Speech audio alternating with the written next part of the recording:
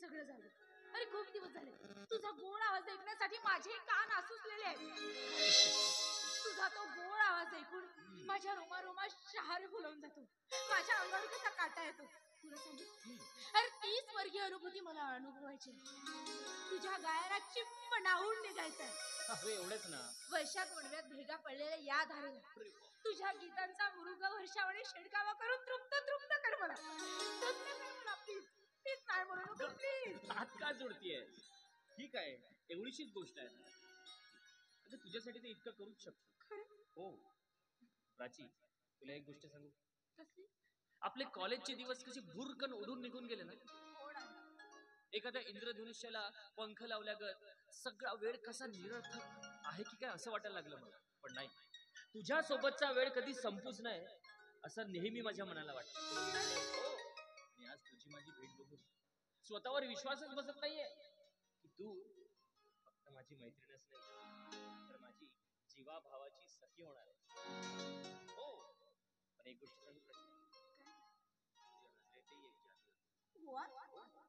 You know what. आणि तीच जादू मला तुझ्यापर्यंत येऊ हे बघ प्राची. अगं तुझ्या डोळ्यातील काजळ मला कसं इशारे करते. बघ तुला सांगू तुझ्या डोळ्यातील करते इशारे. अगं हे तुझ्याच डोळ्यातील काजळ मला सारखी इशारे करते.